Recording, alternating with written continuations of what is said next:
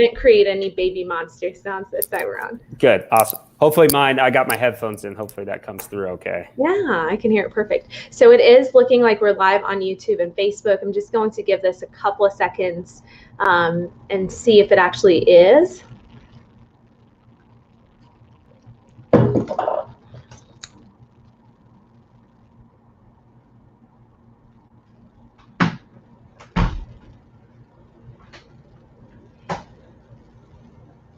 I hope you're dressed. Yeah. Okay, good. It's back through. Yeah.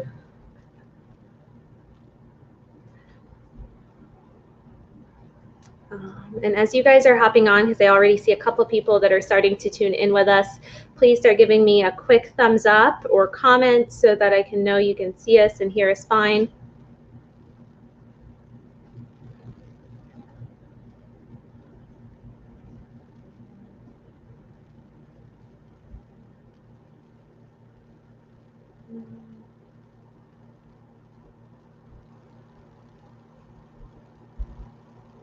I'm almost done sharing this out, and then we can get started.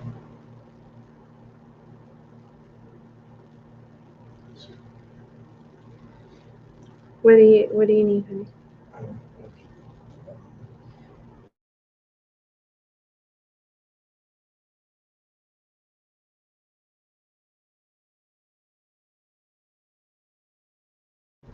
Okay, let's go ahead and get started. I do see a couple of folks that are on here with us, and in the interest of time, and because I know that Adam has a wealth of information he wants to share with us, I'll go ahead and get this kicked off. Please do me a favor as you do start tuning in and let us know that you're on here by commenting, by of course reacting to the video so that your name pops up on this side.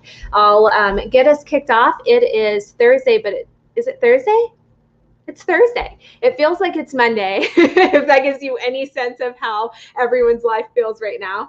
But I'm excited to bring to you someone that I know is an expert in all things legislative affairs and policy-wise. You've seen him on here before with us on our broadcast very earlier on, sharing some updates as it related to COVID, response and recovery through some of the policy that was discussed at state level. So on Monday, we had our mayor, and most of you have been tuning in with us, have seen Mayor Atchison share updates on the city, county, what's going on across our state, and we noticed that there was a trend of a lot of questions on what's transpiring at this special session. As many of you are aware, this obviously kicked off this last week, and it has already concluded. So I did reach out to Adam and I said, please do me this huge favor and clear your schedule to spend some time with us and share some of your updates and what things we should know. So Adam has agreed to that. Before I continue to introduce him, I just want to give a shout out. I see State Representative Shannon Bird on here. Thank you so much for hopping on to this broadcast. Councilor Bowles, appreciate you guys tuning into this broadcast. Please be sure to use the comment section along the way if you have any questions for Adam, if you just have any general questions or thoughts that come to mind.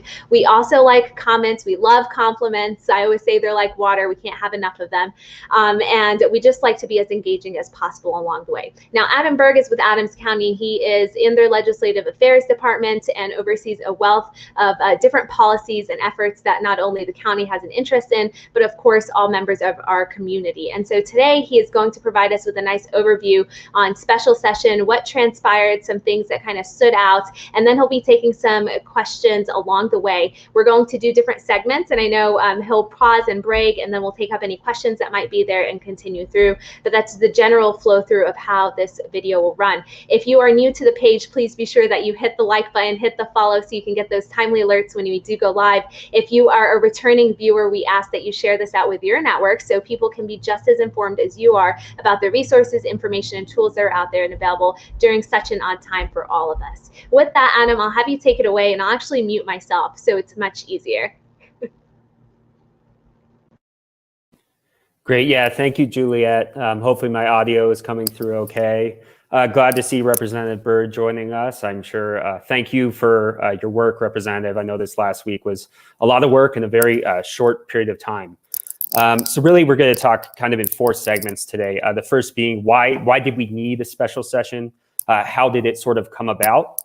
What happened during the 3 days this week when they were in session? And then lastly, what is next as we kind of look forward into a new year? So first, the main reason we had or needed a special session was the federal government's inability to move a new stimulus package in the last few months and beyond. We know that CARES CRF money, which the state and the county received, actually expires or needs to be expended by December 30th of upcoming, obviously in a couple of weeks. Other programs are also coming to an expiration. That includes pandemic unemployment assistance, as well as the Pandemic Emergency Unemployment Compensation Program. Those will expire before December 30th, later in this month. And obviously, with a lot of people out of work and in need of resources, it's concerning to see these programs come to a close. We did see a spot of some hope this week when a $908 billion bipartisan stimulus proposal hit the table. This was a significant breakthrough after months of failed negotiations. And we've also seen that Speaker Pelosi is reviving her talks with Treasury Secretary Mnuchin as well, which sort of fell apart prior to the November election.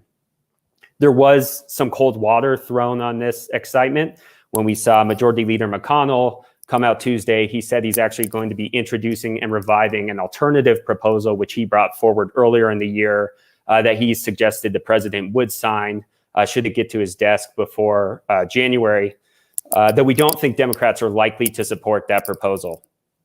So part of this new $908 billion proposal, it's the first significant movement since the election, and it's coming in the midst of really skyrocketing caseloads across the country, hospitalizations getting worse, and obviously a pretty hobbled economy when we look across the board in some areas. The backers have said they have been in touch with congressional leadership. They've been in touch with the White House to inform them of their negotiations, going as far as that both Speaker Pelosi and Minority Leader Schumer announced they would like Majority Leader McConnell to use this new package as sort of the jumping off point when the negotiations continue.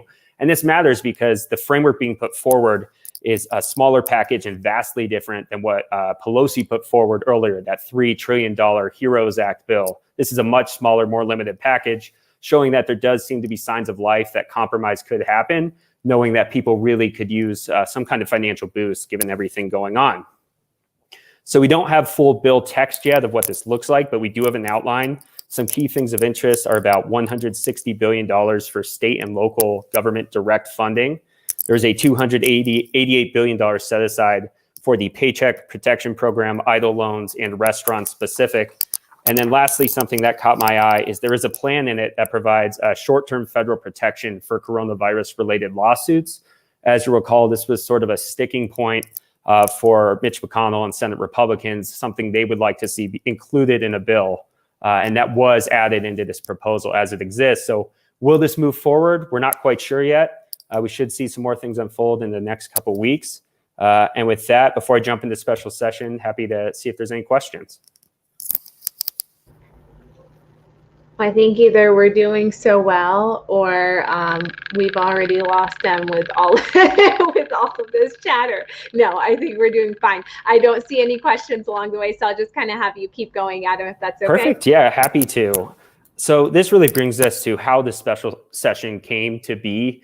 We sort of got first glimmers that could happen when the governor introduced his $31 billion budget proposal for fiscal year 21-22, because within that proposal, he actually put aside $1.3 billion as a smaller stimulus package he was hoping to see them pass, arguing it's a pretty targeted proposal. It's high economic impact and reward and can really jumpstart the economy in a time of need. Usually the proposal from the governor on the budget is the start of what is a 6-month process where then lawmakers take over with actually creating the spending plan for the year. But was pretty clear right out the gate that Governor Polis said, I'd like you to expend this money either right when you meet in January for the 73rd General Assembly or before. And it came to be pretty apparent within the next couple of weeks after that they were going to meet for a special session to the tune of about $200 to $300 million of spending to be expedited as quickly as possible. That brings us obviously to Monday, November 30th, where they gavelled in at 10 a.m. As directed by an executive order from the governor. I think it's important to highlight this special session was part of the 72nd General Assembly and not the newly elected 73rd General Assembly, meaning this was really Speaker Becker's final stint as Speaker of the House before she will be passing the gavel on to Alec Garnett out of Denver, who will be our new Speaker going into the next session. And this is the first session in 3 years. You might recall back in 2017, then Governor Hickenlooper actually called for a special session due to an error in the piece of legislation that dealt with special districts and marijuana taxes. So in October of 17, they met, addressed the issue, and then adjourned. And so I think we've gotten a lot of questions about sort of the rules of a special session when they call it. And there's really two things I think are uniquely different than the regular session. The first being, though, even though it's outside of the 120-day regular proceeding, it is technically, they are in session, and they can remain in session for an undetermined period of time of their choosing. The second being that it is very limited to what the governor tells them they are meeting to address. So Section 9, Article 4 of the Constitution says the governor can proclaim a special session for extraordinary circumstances with what is known as the call to order, where he tells legislators, I'd like you to come convene. He tells them the business that they have to transact during that time, including what bills can be limited to. So he really sets the agenda. And then the governor also can determine what date and time they have to meet to begin the special session. Interestingly, there is a mechanism where legislators can call themselves into a special session, but it's more complicated. And in doing some research, I actually don't believe the General Assembly has ever actually ordered themselves into a special session with that power. So while the General Assembly has to convene at the date and time specified within the call, they technically do not need to pass or actually even consider any legislation while in session. Though obviously, if you're coming into a special session, there's a reason to do so, and they can determine how long that session will last. In this case, it was 3 days, which is about the time it takes to pass a bill from introduction in one house through that chamber, then on to the other chamber, and then off to the governor's desk. And when they do the session, the thing to note is they operate under the same constitutional rules and requirements that are the same as session, other than obviously some deadlines and calendars, which can be complicated when you're meeting so quickly. So when we look at what was addressed this session, what the governor ordered is the call. Initially, there were 4 things. It was small business tax breaks, direct assistance to business, housing and rental assistance, relief for childcare, and then internet access for education. And then quickly overnight, we learned there were actually 3 more things that were added on, which was support for food pantries and food banks, assistance with utility bills, and additional funding for the state for public health expenses. So I'm happy to keep going. We can take questions, kind of dive into what happened over those 3 days, if that's best. Well, I will just kind of interrupt because I know we've had a couple of other people kind of hop on and some switch off, and that's just a continuous trend whenever we're live. I have with me Adam Berg from Adams County discussing all things legislative affairs. He's touched on some federal movements that we see potentially happening to support our businesses and overall communities during this time. And now he's transitioned to why we've held that special session whenever we just did over the last few days. But Adam, I think one of the key things that a lot of people were concerned about was that it wasn't going to end in 3 days. There was a lot of talk that, this may be prolonged a little bit. There may not be consensus that was reached. And that was proven completely different. Yeah, I think that's entirely true. And I think the legislators, to their credit, did a fantastic job of really pre-working a lot of these bills before they met, both with the business community and with themselves and local governments, trying to get them to a place where they knew they could move them quickly. And obviously, I think they did a pretty good job setting politics aside, understanding the importance of getting this money out to people.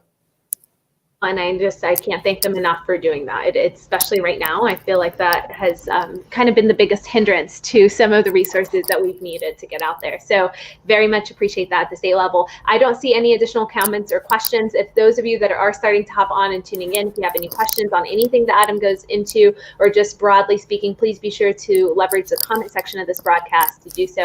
And Adam, I'll just have you continue to go on through. Great, perfect. So this kind of brings us really to the heart of the matter, which is what passed and what came out of the 3 days. So again, it took 3 days. That's a typical time to pass a bill. They introduced about a little less than 40 items over the 3 days, 10 of which have passed and are awaiting signature from the governor, to the tune of around between $300 to $340 million, depending how you break it down. Again, we know the governor and the Democrats controlled the chambers, did a very good job of approaching it with a planned process for getting in there with some pretty strong bipartisan support working across the aisle with Republican colleagues to make sure we got this done as quickly as possible. So they passed a lot of legislation, some for small business, some for childcare, some for nonprofits, some for landlords. But they've been very clear that this is not going to plug any economic leak we see within the state of Colorado. Our legislators cannot deficit spend like the federal government, so they can only work with the money they know they have. And so really, while this is important, it's great, it's a fraction of what we saw from the CARES Act and some of the other federal stimulus, which is why the governor and legislators were so urgent in expressing why they were doing this and trying to do it very quickly. It's important to note Republicans did introduce legislation of their own. There were 4 separate bills proposing tax credits to families due to COVID-19 closures. Those did not move forward. Interestingly, we actually saw the GOP call for a special session earlier this year for that exact issue, but could not get their Democrat colleagues on board to call that order. Again, there were some other attempts to limit the governor's authority on things like declarations of emergencies and time limits and some other procedural motions that also failed. This was not without a little bit of drama throughout the time. I think you may have saw in the news some comments about legislators not wearing masks in the chamber and some other stuff. But again, to their credit, they did a fantastic job working together to get this across the finish line for all of us as residents. So in terms of bills, we had 6 House bills that passed and 4 Senate bills. I'm going to just kind of run through each one's title and then dive into the 2 I think are probably most relevant to this group and some of the people probably listening in. The first is House Bill 1001 was grants to internet access for education. House Bill 1002 dealt with emergency relief for the child care sector. House Bill 1003 is the Food Pantry Assistance Grant Program. House Bill 1004 deals with qualified retailers retaining sales tax. So this is an interesting bill. We know that restaurants and bars specific have been really hard hit by COVID closures and some health restrictions. And this will allow those industries as well as food trucks to keep up to $2,000 per month per location in state sales taxes collected up to $8,000 between November and February of next year. So a little relief directed specifically to kind of those industries. House Bill 1005 is local authority to impose food delivery fee restrictions. And House Bill 1006 deals with insurance premiums for tax payments and credits. In terms of Senate bills, you had Senate Bill 1. This was a large bill that received a lot of coverage throughout the 3 days. It deals with relief for small and minority businesses and arts organizations. A thank you to our Senator, Senator Winter and Senator Priola for their hard work on this bill to get across the finish line. In total, it appropriates about $57 million in relief money for small business, arts organizations, and then a smaller set aside that's specific for minority-owned businesses. The real heart and bulk of the bill is this $37 million set aside that's going towards direct relief payments, up to $7,000, depending on business revenue from 2019, to those industries we've seen most hard hit. Those are restaurants, bars, salons, movie theaters, and gyms. There is an interesting catch to this bill where there was an attempt, the way it was written, to withhold these payments from businesses within counties that are choosing not to abide by state-ordered COVID-19 restrictions, though they were able to work out an exception at the very end, sort of last-minute add-on, that is a clause where if you're a business abiding by COVID-19 restrictions ordered by the state within the jurisdiction that is choosing not to abide, you can potentially have access to these dollars, essentially. Next is Senate Bill 02. This was the housing assistance that goes direct to renters and others. Senate Bill 03 was utility payments. And lastly, Senate Bill 4 is a transfer to make money available for public health response. This is the one bill around the tune of $100 million that legislators are hoping will be reimbursed by the federal government when the time comes, should they pass some kind of stimulus package. So just to kind of conclude, we're through session. Some of these dollars are going to arrive at certain times. I think the big one is obviously those $7,000 or less to direct business. Counties will be helping disperse that, and cities, they will be getting that money sometime in January, and then finally getting that out the door to businesses in early to mid-February is the goal, depending how that process unfolds. And we'll be sure to keep you looped in about how that looks for us as a county. So looking ahead, is the federal government going to pass a relief package? I don't think we know, to be honest. There is a government funding deadline of December 11th, where they either are going to have to pass a continuing resolution or an omnibus package to fund the government. Those conversations are obviously happening. There is this potential that there's a bill out there by Senator Murkowski that actually pushed CARES CRF spending deadlines to September 30th of 2021. Maybe that gets tacked on and we see sort of an extension and then an additional supplemental. But obviously there's a lot of moving parts when we're looking at DC right now, so keep your eyes out. Lastly, when we look to the 73rd convening of the General Assembly, they are set to start on January 13th and convene for 120 days, assuming everything goes according to plan. We kind of know last session got a little disrupted, to say the least, by the pandemic in March. After the election, the Democrats retain control of the House chamber with a 41-24 majority. In the Senate, Democrats now have a 20-15 majority after picking up one seat in November. Looking to leadership looks very similar in the Senate as to the previous year. We have the same Senate president, the same minority leader, so not expecting much of a change. Though the House, we have some pretty significant shifts in both a new Speaker of the House and a new majority leader. That's Alec Garnett and Danae Esgar, respectively. And then a new leader for the Republicans will be Hugh McKean out of Loveland, taking on the role that Neville has held for the last few years. So that will be quite the shift and dynamic in the House. There is a conversation that there might be some additional supplemental COVID requests from the governor to the tune of $800 million or less based on his proposal as we head into session. And legislators are really going to have to weigh the priorities, things like transportation or a public health option that have been conversations the last few years with the direct need of responding to the ongoing pandemic. So it should be a very interesting session. And with that, I'm happy to take any questions. Well, thank you so much, Adam. We've had a couple people hop on. We have Adam Berg with us from Adams County visiting about legislative affairs or policy. He has highlighted a couple of things that have transpired at the state with this special session. He's also provided us updates from the federal lens.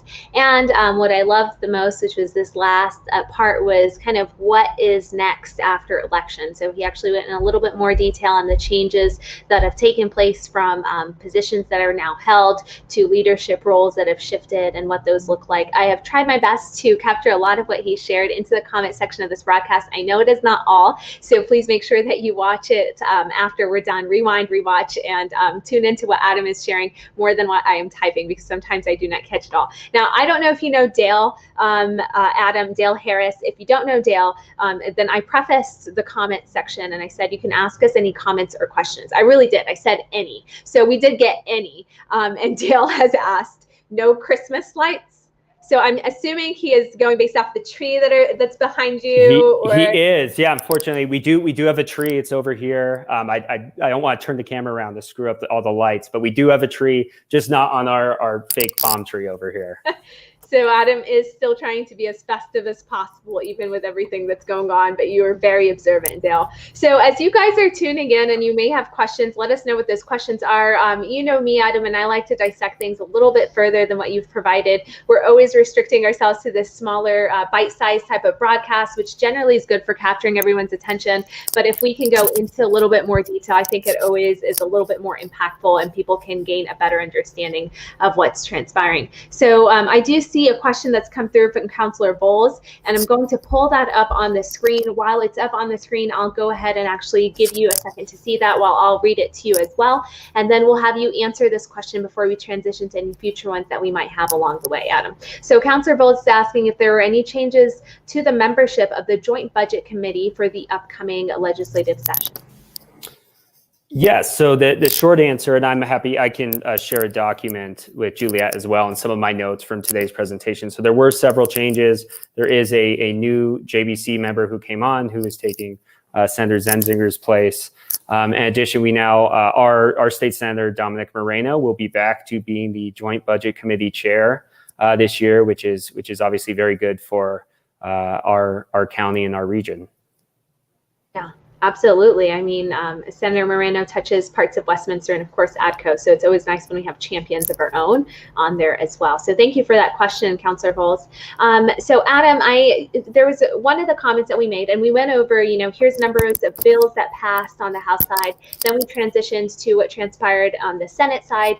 You went into detail by providing us a nice title for each of those bills that were brought forward. And I think the very last one, we mentioned the financial implication that would have. It was, if I'm not mistaken, we said it was tagged for about $1 million that would be needed to fulfill that. Knowing that it's such an unknown, because the hope behind it is that whatever this federal package is, or whatever this, is presently being discussed or has been over the last several weeks, really, whatever does come through will eventually cover what the opportunity for this bill looks like. But what if it doesn't? And I hate to be like a pessimist by saying that, but we've been seeing that we've all been pushing for that federal assistance for our small businesses for the last several months. I mean, this was before the elections that we were really pushing on them. We're still doing that. So this is going on, 2-3 months now. So what's to say that this does not get kicked down the road? And in that case, where does that put us as far as an unfulfilled potential, piece of legislation that we signed on to right now? Sure. Yeah, that's a great question, because there's so much unknowns. And when you preface something with expected to be backfilled, it does not mean it will be. So I think the credit really goes to legislators, because the money they used is reserve money that they knew they have. So it could be, in a worst case scenario, if it does not get backfilled, it's okay for the financial situation of the state. In addition, we actually need Washington to tell us that we can use those revenues or the next stimulus to backfill revenues we might lose in expenditure. So I think there are some moving parts. But the good news is, worst come to worst, I don't think it would be detrimental to the fiscal health of the state. Thank you for that. And thank you for clarifying that, that we have some sort of a catch in place should that not transpire through. I think that's always a general worry. A question that we had, and I shared that with you whenever we decided to book this broadcast was, we tuned in to the start of this week. We had a lot of people asking questions about session. A lot of those questions were, how do we engage and how did they decide what to bring forward? And I know you're not in everybody's head that's over there. God help you if you were. But, how did they decide what to look at or what measures to bring forward? Did they work with other people external to it? Were they conducting focus groups? It seemed like that it was a quick decision that was made to go back into this special session. And the question hung of, who did they actually sit down with and decide that this is to the best interest of who they're serving? Yeah, I think it's a great question. And obviously some of it goes to the call of the governor and what he determines his priorities are. I'm sure he had some backroom conversations with legislative leadership and some industry about what their needs might be. And they've been pretty candid that even though there are some getting relief of this, and it's great relief, and it's going to those most hard hit, we know there's probably a lot of others who might not have as easy access to these dollars as well. And I think we'll see how this plays out as sort of the dollars get dispersed that were passed this week. And I have a hunch that there's going to be some proposals from the governor's office asking lawmakers on some other areas that they did not address this week that he would like to see some of those dollars flow to also try and improve the conditions for some of the folks in the state.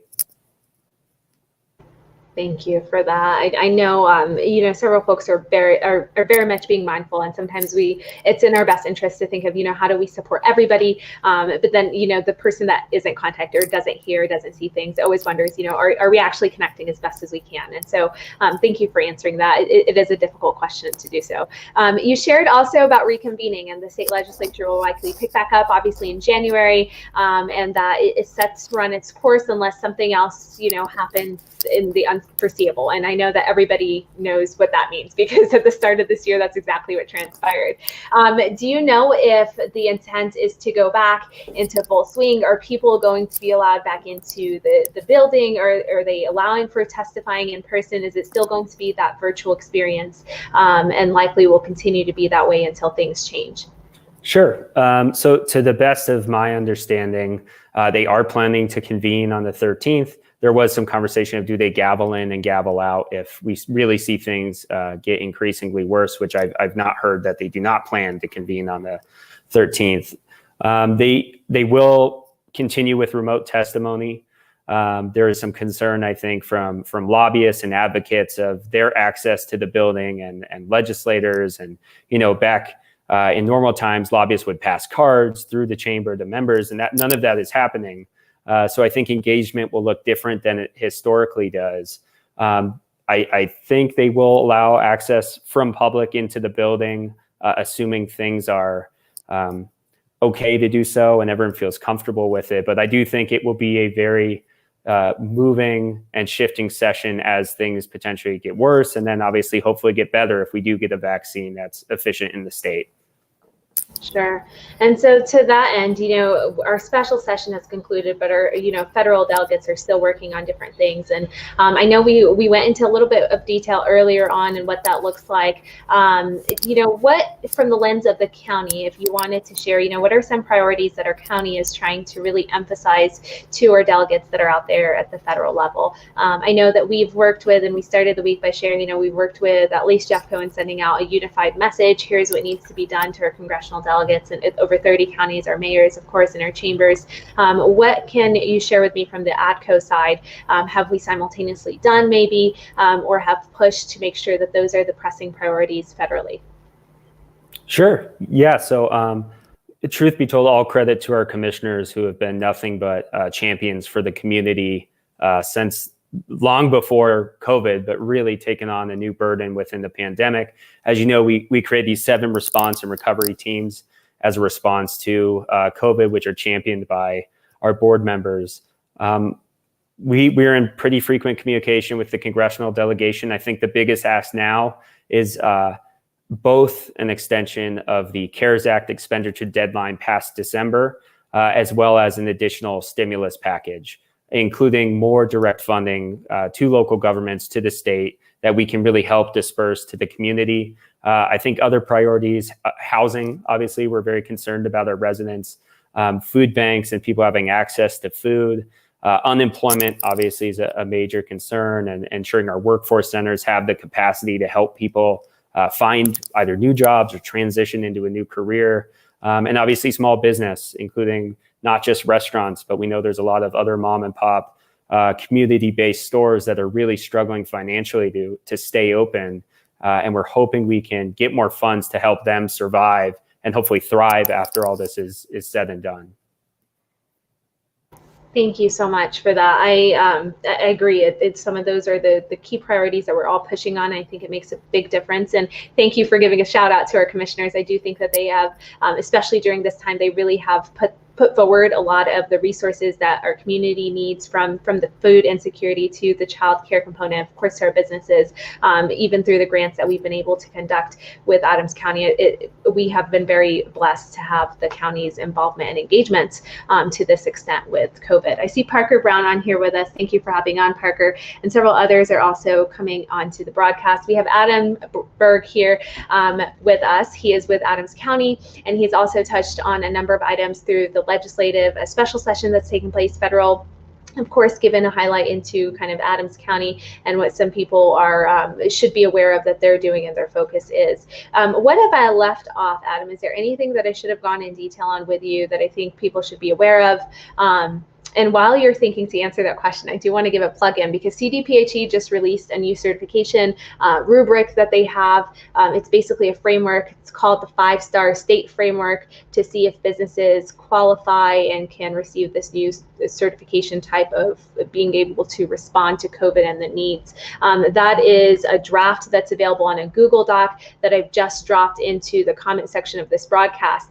The catch behind this is that they're seeking input by tomorrow. So it is very short notice, but if you are tuning in, you are connected to a business, know a business, and want to help us get the word out, please be sure that you share out the video, share out this link. Again, this is through CDPHE. They have a 5-star certification framework that they're seeking feedback on related to the new wheel that they obviously have now with COVID and the recent changes that we've seen. Now, the feedback form is separate from the first document that I've shared with you because I can't make anything easy. The first one should click through on the certification program and what that entails. The second one is the actual document that you can submit your thoughts and feelings about that program and what that actually looks like. Again, the deadline for it is December the 4th, so that's close of business tomorrow. If anyone is tuned in and is with a business or knows a business owner, please share that out so that we can do our best in giving them some of our perspective in those decisions that are taking place. So with that, Adam, I know I kind of threw that at you and then I kind of transitioned over, but I wanted to give you a second to think through before I see if there are any additional questions that come through. Sure. No, I think that's great. That was actually running through my mind is the 5-star program, which really Mesa County initiated and has proven successful. It's exciting to see that gaining some traction with the state because obviously you do have a lot of businesses who are in compliance and struggling and haven't had outbreaks, who might need a little more flexibility as long as they can do it safely to really survive through the next winter months, which are a little concerning when we see the increase in cases. But I don't really, have anything else to add. I'm glad special session is over. It was a long 3 days, and I'm really thankful for our state legislators for all the work they did. Absolutely. Thank you so much, Adam. I appreciate that. And while I am trying to pull this information up, I know we have a couple of minutes, so I always like to give as much resources and links as possible. We still have free PPE that's going on until the end of this month. This is available to all businesses on the Adams County side and on the Jefferson County side. Please be sure that if you are a business owner that you fill out this short form, request PPE for masks, gloves, hand sanitizer, wipes, and the such that you need to make sure that health and safety is taken care of for your employees and any customers that come through. Just wanted to push that out there and thank, of course, the county for their support of everything that's going on right now. We've had with us Adam Berg. He's with Adams County and shared an update on a number of things for us from federal to state. I know a lot of you are used to my broadcast being at 11 a.m. and I changed it up today. So my goal is that you see this. We'll tag you all and make sure that you share this out to the folks. If you end up watching this video and we are no longer live, because I do have people that end up commenting and then they're like, I commented and you didn't pull up the question or comment.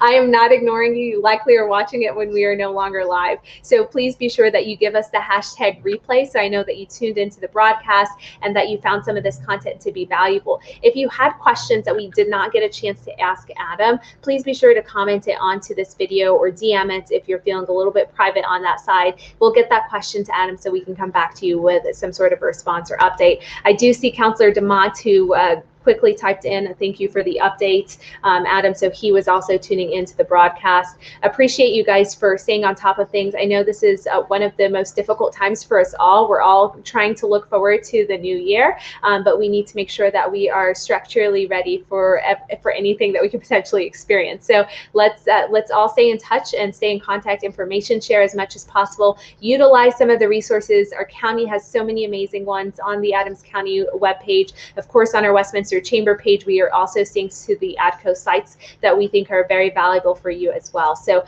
make sure that you're tuning in, that you're reading the material we're posting out, and that you're sharing out with your network. We also get a lot of comments about where else this streams. This is streaming right now on YouTube, on our YouTube channel, Westminster Chamber of Commerce, and we're posting constantly on our Twitter, on our Instagram at Westy Chamber. So please be sure that you tune in on that lens as well. And with that, I think I unfortunately will have to end the broadcast, Adam, because I'm not seeing any questions and we are right at our time. No, that is fine by me. Just going back, I was Chris Hansen is who was replacing Senator Zenzinger on the JBC. It was bothering me the whole time that I was waiting for that too. I almost asked you that whenever you got done. I was like, oh my gosh, she's replacing Zenzinger.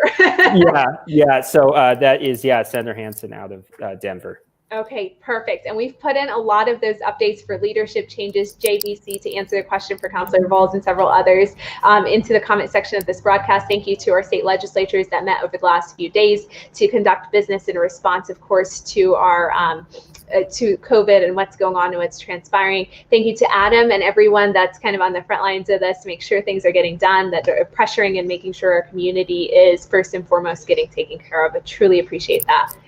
Have a wonderful